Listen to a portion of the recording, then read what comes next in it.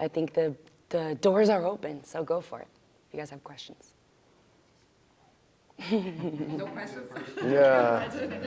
Yeah. I know both of you are super busy. You guys always have, like, you're always traveling and always like, okay, you have this event here, this event here, this event here, but you have a home base. So how do you find structure? Because for me, sometimes it gets overwhelming, or I kind of lose the sense of stability in traveling, or this crazy thing's going on now. So when you go home, of course, you have your routine, but how do you keep a stable mind frame or stable routine, maybe when you're traveling here or there, and then when you come home for a limited amount of time to stay focused?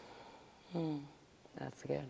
You want to go first? I live in so many places, so many different houses, and back in the day, like when I used to live in California, in my head, like I tried to have enough things that fit in a car, then I can move. That was kind of my ideas, because I never cared too much about buying so many things, because it would be too much work to carry around. But now, like, I don't think like that. Of course, now I have a house and I live in Florida, but I still doing everything I do. I still travel, but I have a place that I go home, to call home. And of course, I just don't rely on that. Okay, when I get back home, I'm gonna get my routine. You know, otherwise it's a way to like cheat yourself, because okay, now in Mexico, I'm gonna like do everything I want now. So I try to try to eat well. I try to train as much as I can. I try to do everything, keep my routine anywhere I go. So that's how it's not about like wake up every day and rely on inspiration. No, I mean like, no inspiration though. The word that I'm looking for is like motivation, you know? It's not every day that you wake up, oh, today I want to train, but I try to rely on a discipline. So, because it's not every day that you wake up like, I want to be a world champion. You know, some days like you don't even want to get out of bed. But, so that's why like, even on those bad days, I still do everything I got to do, you know, no matter where in the world I am.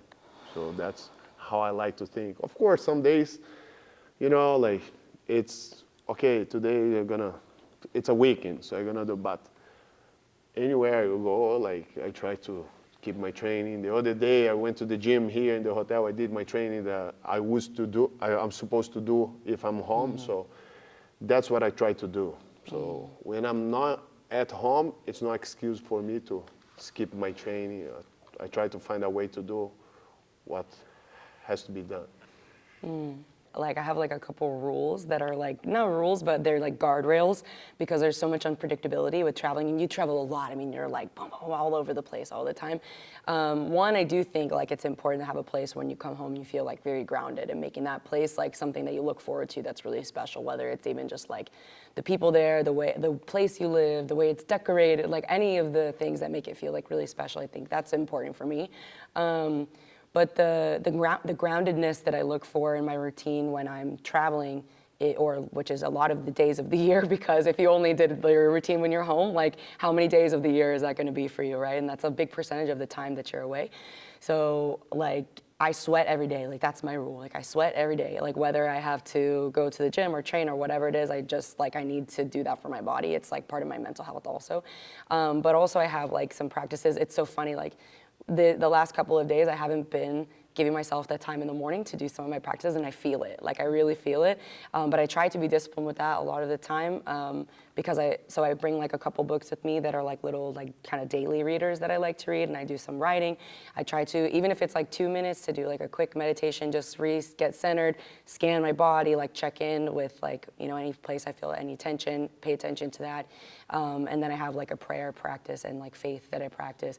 So if I do that in the mornings, and then sometimes it's not in the morning, sometimes it's like in between sessions, I have to like run to the bathroom to get some alone time, and like 2 minutes, I just close my eyes and kind of check in with myself and do that. And then at night, I have like a writing reflection practice that I do too.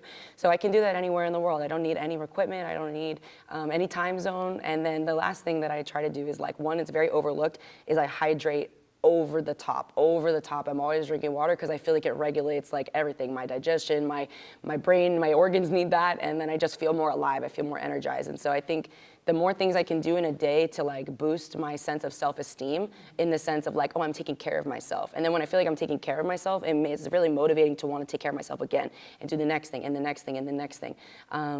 So I think that all of those things, like I have kind of a menu of like what makes me feel like myself, what makes me feel connected, what makes me feel grounded, and then I try to pick as many of those things as I can, whatever's available to me. I do it a lot on the plane because you spend a lot of time on flights. So like any time I have that time and space to connect with like my why, my deeper purpose, my faith, like then I will do that. And then I think when I'm in that space, I also show up for my work just as like a much better, more happy, grateful, grounded person, and then that shows in my work too. And then the last thing would just be like the mindfulness practice of like consistently being in gratitude. So that maybe not is necessarily like a routine, but it is because I write it down a lot, and then reminding myself of like why I'm excited to do what I do, why I love what I do. So then when I am feeling like, oh man, I got 4 hours of sleep, I'm waking up early, I'm flying to a new place, I'm doing this, then like I can take that second and be like, oh man, but like I used to dream of this, like this is amazing, like let's remember that, and then kind of. But some days it's not like that. Today I woke up and like 10 minutes was out the door and getting coffee and coming and teaching and training. So, but I will make some time later today to make up for it. So yeah, but it's a practice. I think that's the main thing. It's an art. It's a practice. It's an art, like over and over, getting better at it. Yeah. And sorry, last thing I'll say too is I think for me personally, not like being careful like who I'm spending my time with and like how I'm spending my time when there is free time when you're traveling is like, I'm not gonna go out and like party with some people I don't even like just to fill the time, because then I could have given that time to myself. You know what I'm saying? Like it's hard when you're on the go and you're fun and you're happy and you're spending all that, but I try not to get into a lot of gossip, like all those kinds of things. It's like, okay, where's my energy? Is it going out or am I like giving it, am I regenerating? So yeah.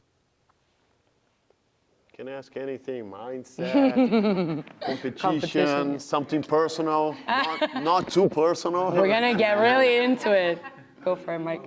Oh, just Huh? You have white belts Yeah. and higher belts. How do you structure that class to where you're not killing your white belts, but you're giving your higher level belts the training you want, like in the same class? Like, what's your approach to that? Because a lot of seminars is like that.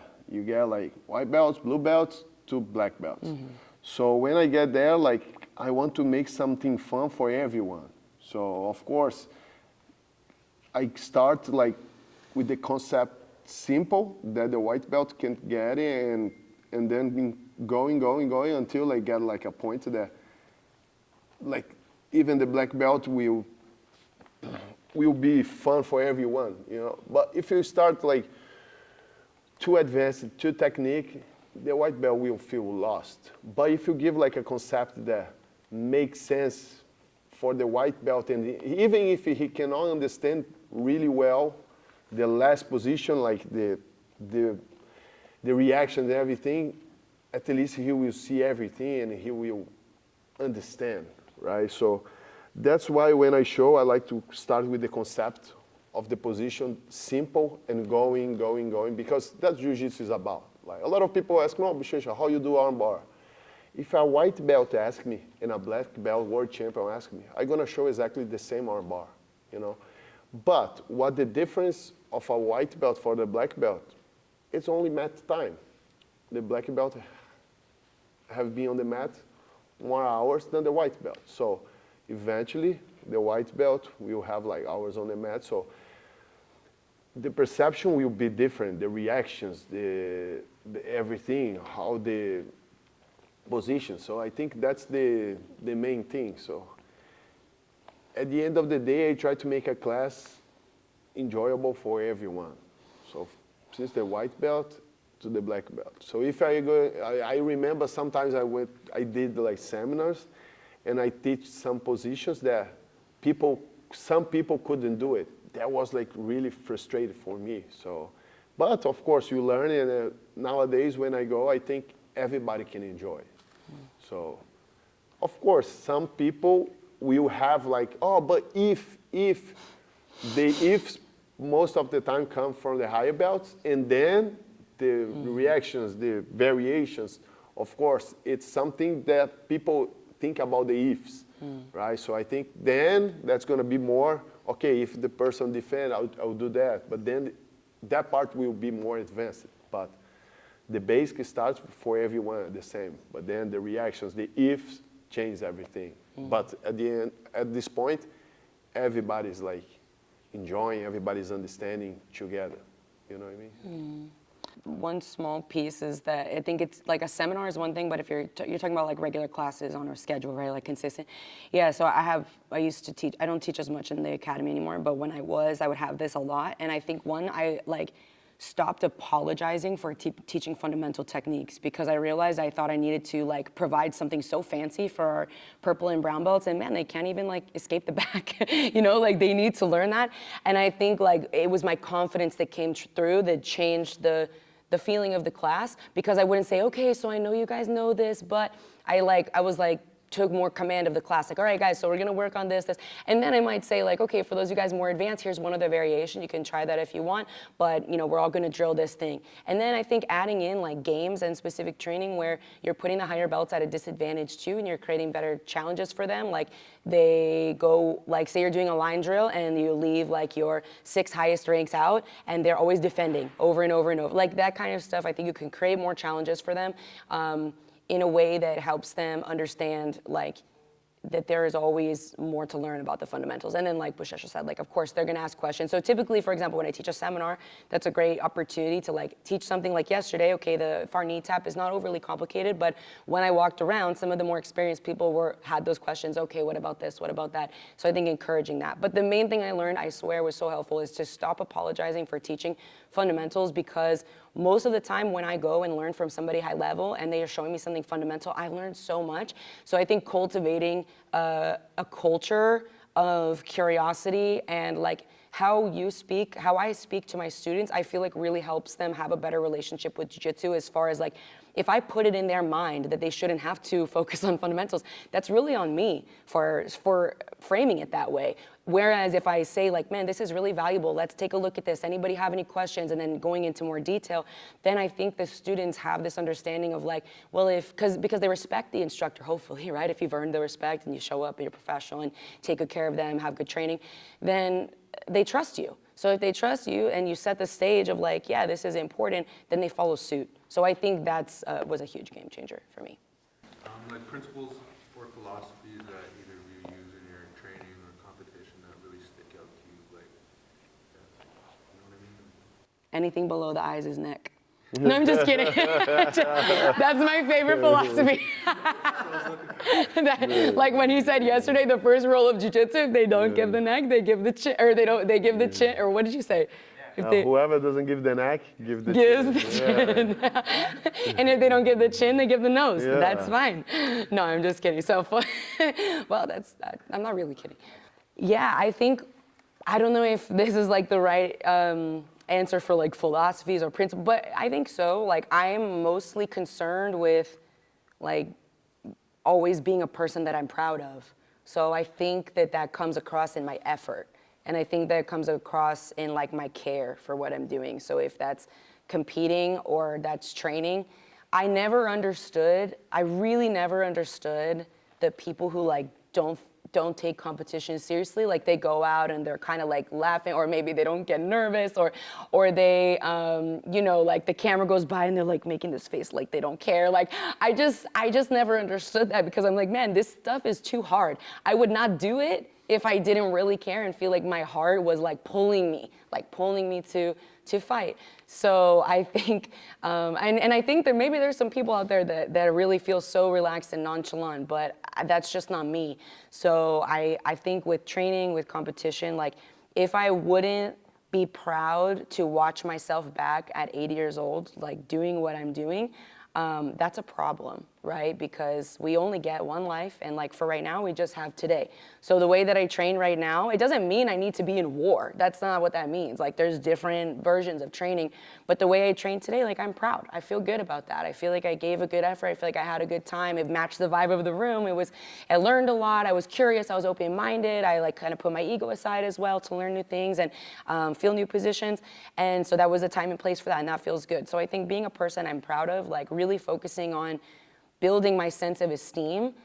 We get this thing in jiu-jitsu that's so unique. Like, we finish training, we're dead tired, and we're so happy, right? Like, that's so interesting to me. It's fascinating. My mom, I think she went somewhere, but she wrote her, is she here? No, she left.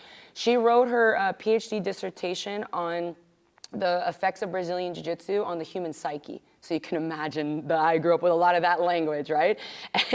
And I think what we experience in jiu-jitsu is so, it's somatic, like it's in the body. It's really fascinating. So if I'm gonna take it with that much care, then when I look back and see like how I felt at the end of those trainings, how I felt in that moment in competition where I had that self-doubt of like, oh, I got taken down, or oh, this or that. And I was able to like rewire the way I was speaking to myself, and instead of being in my head, be in my heart and let that come through and fight till the very last second. When I look back on that, there's really no regrets. Like there's no, and I think that is the most we can ask for, really, because we can't really control that much. Like as humans, like we are so powerless in a lot of ways. There's very little we can control. So if I can control my effort, and I can control being someone that I'm proud of, and being someone who gives myself the gift of high self-esteem through my actions, that's a win. That's a win, because then I don't regret anything. It's just like I gave everything that I had, and I was able to be the best version of myself. Now, that doesn't mean I don't want gold medals, man. I love to win, right? I love to win. I love to fight. But I think I used to put so much pressure on the medal that I didn't let myself enjoy this right now, like this day, because I was like, when I win the Black Belt World Championships, then I can be happy. Then I'm allowed to be happy. And now I'm like, but man, there were so many times where I, like, for example, when I was a purple belt, I won my first gi world title in the weight class. And that was like something I'd been trying to do for a long time. And then in the open class, I took silver. Wars all day. Oh my God, I almost lost so many matches. These tiny little girls. Like, the open class was so hard for me that day. It was really hard. And I took silver. And I was so devastated. I just was like, I hated myself. I was like so hard on myself. I just was like so devastated. I didn't even want to think about winning my weight class. And people would be like, oh, congratulations, that's so amazing. I was like, I pushed it off. And now I look back and I'm like, man, I was whatever, 19 years old or 20 or whatever. And I was 19.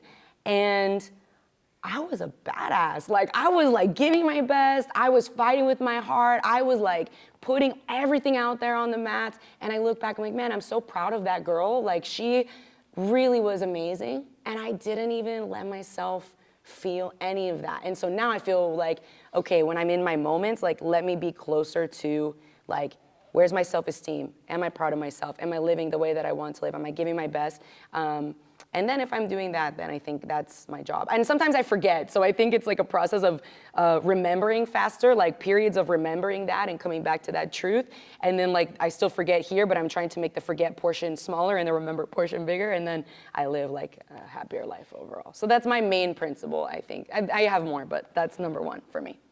For me, the competition, like when I go to a competition, of course, it's not like a philosophy, but I ask myself why, I find my why. So I remember nobody never told me to do this. I never had like mental coach or anything like that. But I won like pretty much everything in the color belts. And I remember like my first words, I lost. So I felt like exactly what you said, devastated, and like I almost quit jiu-jitsu. I almost had college and jiu-jitsu. And then somehow I decided to stay, and everything started changing. Then I moved to California.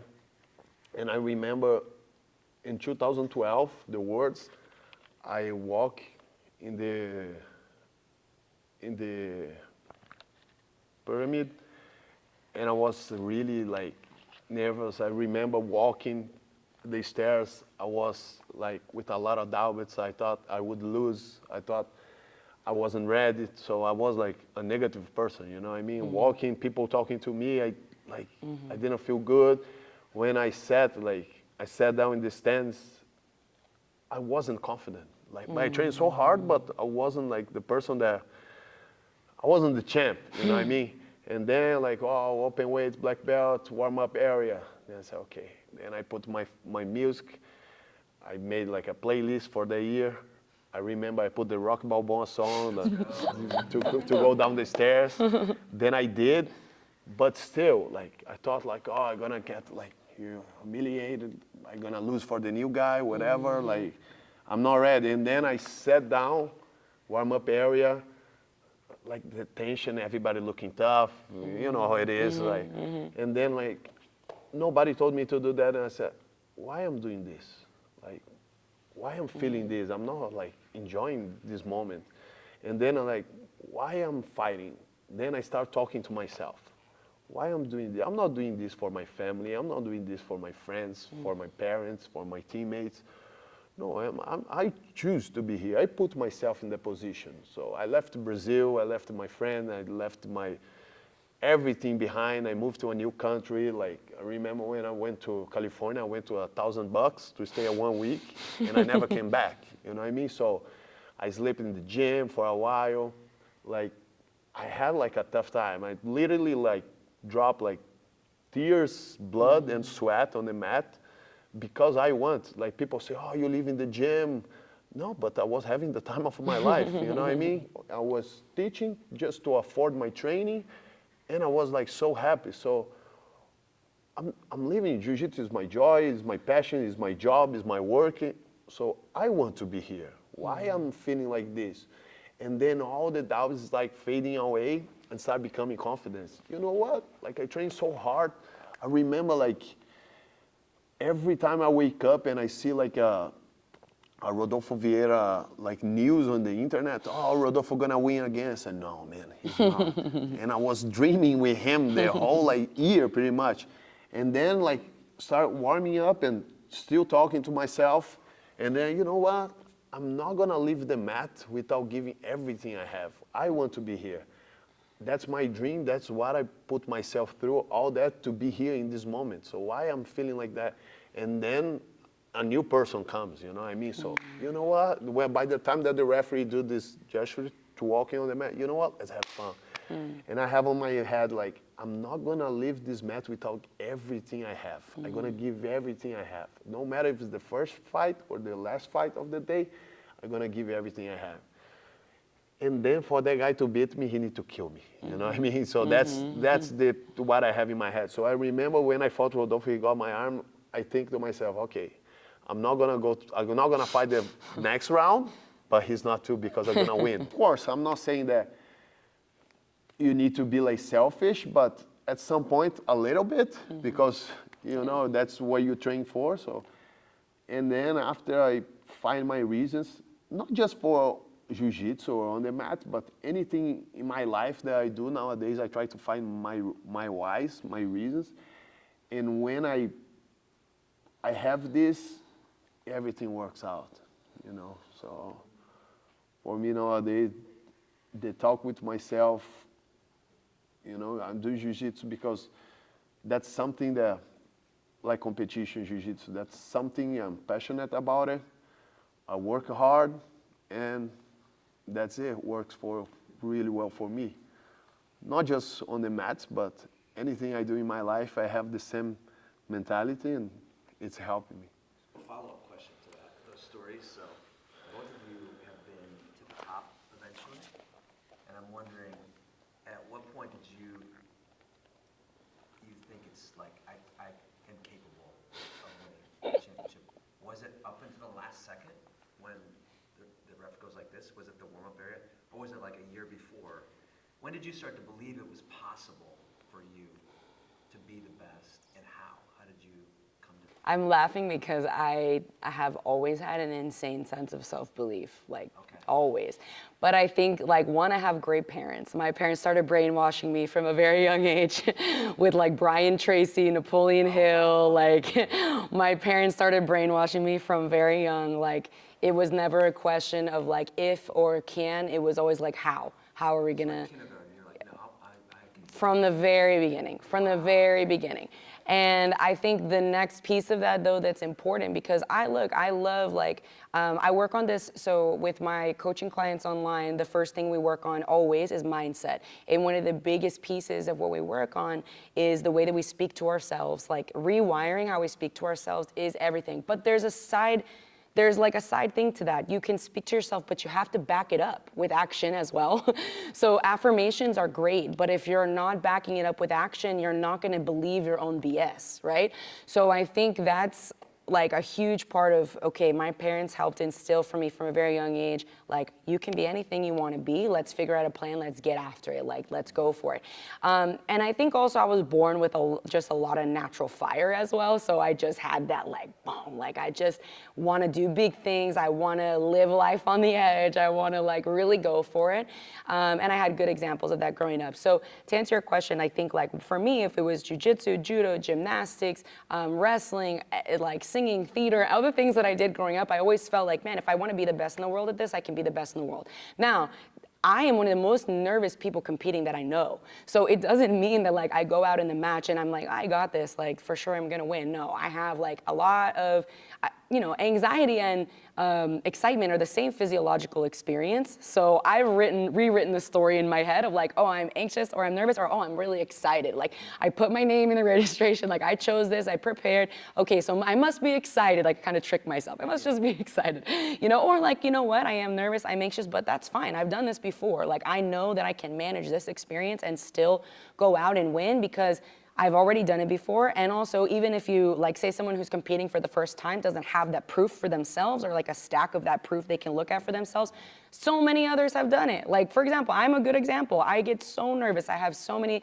but I still can go out and win. So it's very possible. So I always had that growing up. But I think the moment that I think having the physical proof is so important because my first black belt no-gi worlds, I had like, it was really hard because I won the worlds, I said, at purple belt in the gi, right? And then the next year I won the world pro, okay? But then I came in as the #1 seed to worlds. That was before IBJJF had the rule where you can get promoted. And so I couldn't get promoted that fast. So I had to do the worlds again at purple. And I lost my first round. And I had lost my first round at Euros. So my results were like all over the place.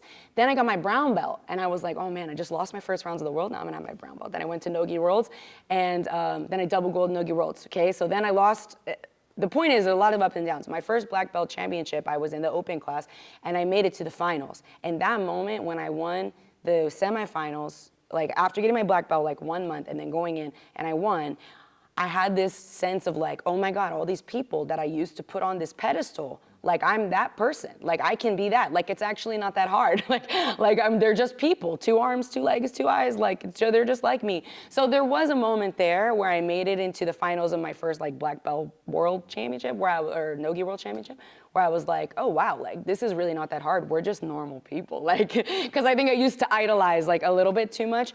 But the belief, I think, is not from the result. I feel the result comes from the belief.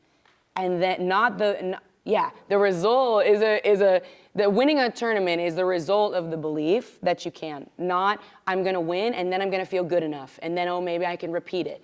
So I do a lot of work off the mats to do that. And that has to do with anything, whether it's like finances, relationships, my spiritual practice, like anything that I want, I have to speak it into existence. I have to write it down. I have to, and then back it up with action so that I can believe it. Because if you don't believe it, then you're just going through the motions of saying it. It's not that powerful. So I think I was instilled with that at a young age, and I always just had that fire to like, I'm gonna be the best that I can be and just go for it. What's the worst that could happen, Sure. Yeah. Like when I was 18, like my parents were kind of like, hey, you're gonna do college, and my sister was doing college in Brazil. Is really expensive, so I kind of like tricked my parents. I say, you know what, let she finish, then I started, just because I didn't want to start. Kind of didn't work, and I started just training full time, and I was enjoying, I was having a good time, I would start winning, but of course, I never thought like jiu-jitsu would take me anywhere, being honest. And then things started getting better. Then I became world champion, purple belt, brown belt. And then the first time when I put myself in test for real was the Worlds 2011, then I lost. Then was like, oh my God, like when really counts, I lost. So I'm not that good, and started having a lot of doubts. And I remember I stopped training for a while. And I thought about start college. Then I went, like I did everything to start college. Then one competition show up. And I said, you know what? I was in Brazil, not much money, and the competition was a car, brand new, as prize money.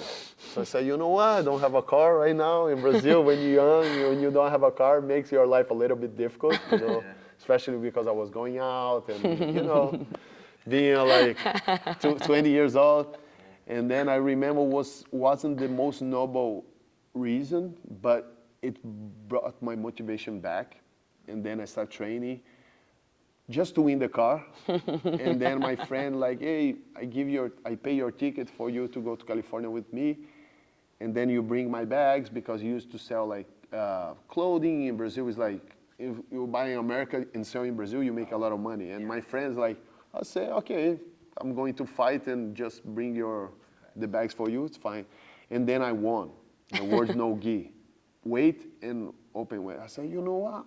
I'm not that bad. Like, I'm a black belt world champion. So then I talked to my friend. Say, you know, I'm not coming back. I'm gonna stay. I'm a world champion. Maybe I try to squeeze the juice out of this. And then I stayed in California, just living jiu-jitsu, breathing jiu-jitsu, and that was like, you know what? That's gonna be I'm gonna try again. And then that's when the conversation with myself happened, you know.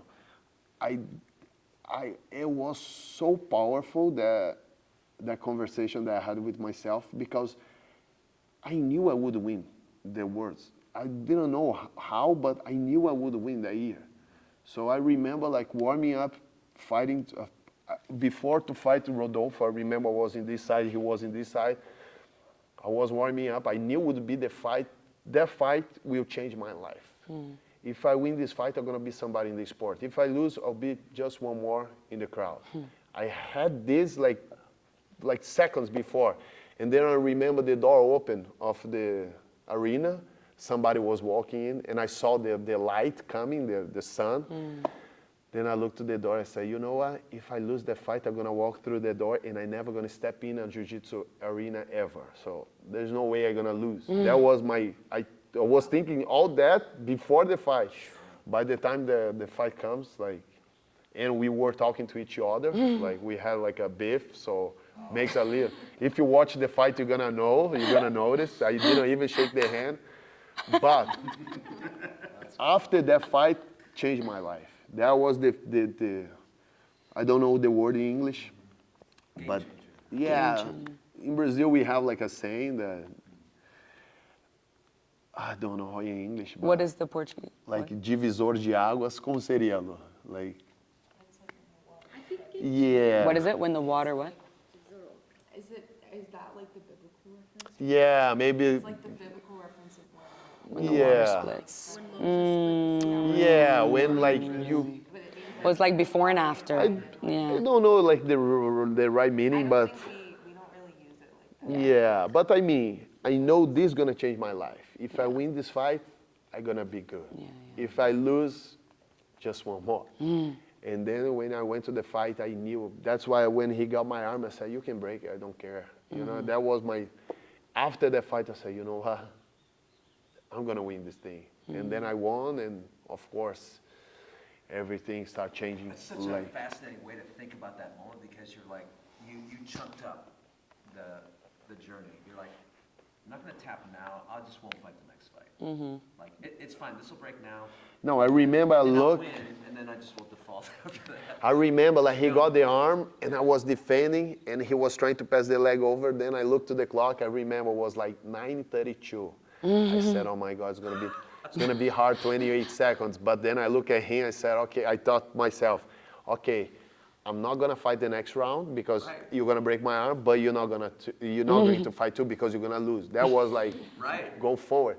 And then at the end, I get out and I won. And I wasn't remember that was the quarterfinal of Saturday. So I still have to win semi-final, final, and then my division. But that fight for me was everything. So after the fight, my life changed. You know, if you ask like a moment, I would define that fight, you know. Did you have your hand up Yeah, I earlier? had a similar question. It's like, you ever have those moments of like, you kind of like, okay, I don't want to do this anymore, I can't do this. just having that brief second while in that fight, or do you prepare yourself so much ahead of time that you don't let yourself get there? I know when I'm gonna lose a fight. I know that.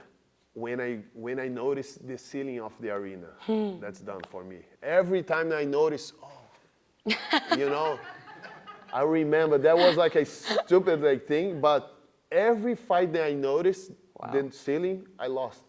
Because like I remember like I was in a bad position, I'm fighting here, I'm still alive. But then when I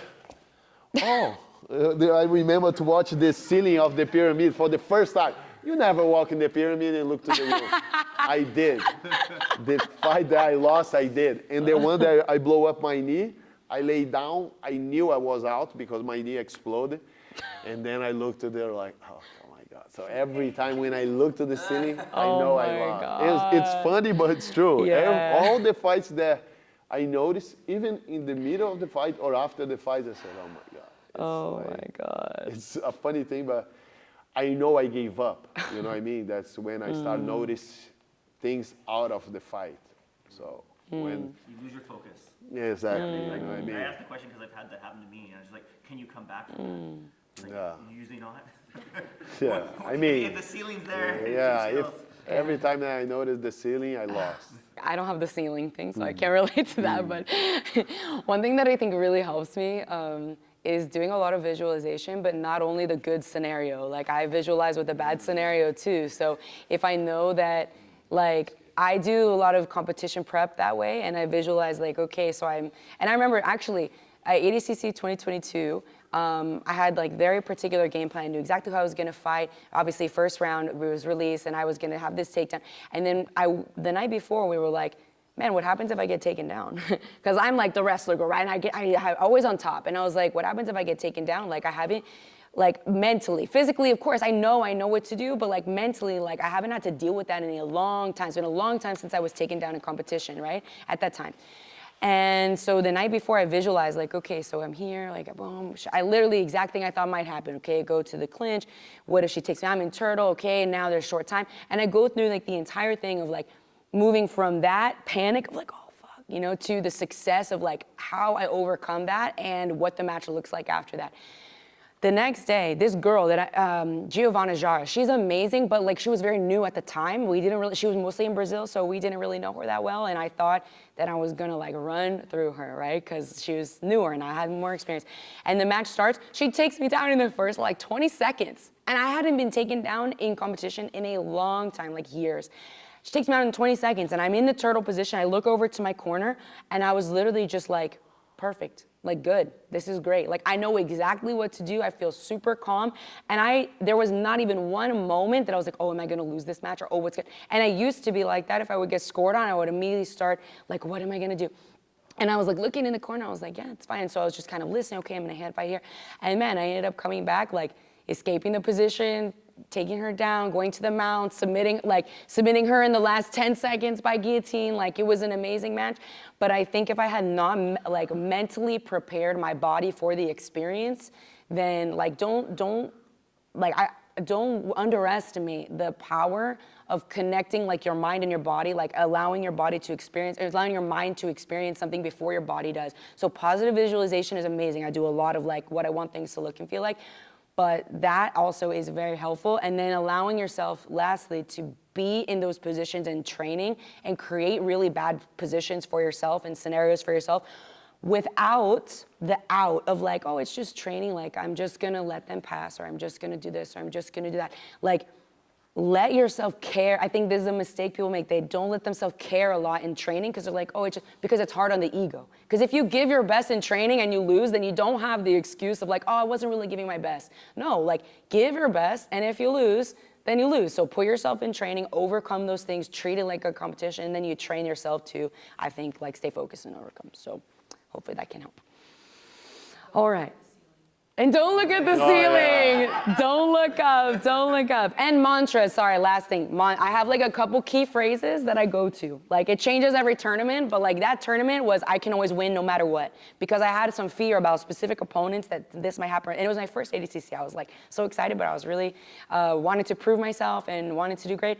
And I had like, I can always win no matter what was like my thing that I just kept saying over and over, so that if any bad thing happened with these really tough people, then I was like, I can always win no matter what. And the next one was, my tired just has to beat their tired. My tired just has to be, because I was so afraid, like, what if I get tired? I'm like, Kendall, that's the point. Like, you're gonna get tired. My tired just has to beat their tired. And when I'm tired, I know they're tired because I'm in shape. So that means that's the time to put on the gas, because there's this teeter-totter of like, who's gonna lean back? Who's gonna just hand fight and relax and rest?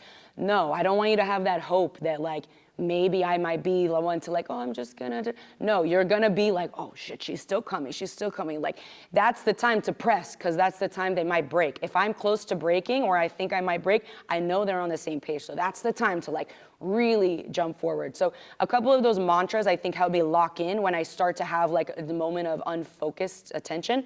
So, but the key is like for me, just 1 or 2 per tournament. I can't have more than that. So forever mine was, I'm the fucking best. Like that was forever, I'm the fucking best. Like, I don't know why, but that's like, have you seen that Rose Namajunas clip when she goes to the UFC and she's like, I'm the best, I'm the best. Like, oh, watch the clip. I get chills and want to cry every time I watch it. She's like, I'm the best at the UFC. And Joe Rogan asked her after she won, he's like, oh, you were talking about you're the best. And she's like, I am the best. And she's happy and like so excited. And then it's just, you feel like that you can anchor your body to have like a physical reaction to a phrase. If you use it in training, you believe it to your heart and you say it and use it all the time. So I know it's not a technical thing, but that refocus, game changer.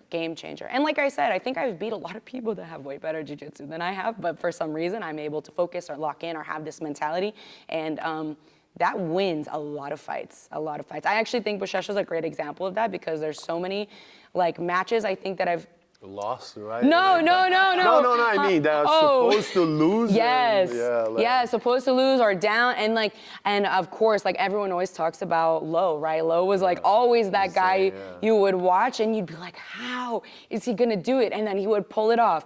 And I think there's something like connecting the mind to the heart and just, but you have to practice that in training. I think a lot of people wait for the competition to like, I'm gonna be tough now. It's like, no, you have to live your life like that. And then it's easier to focus on it.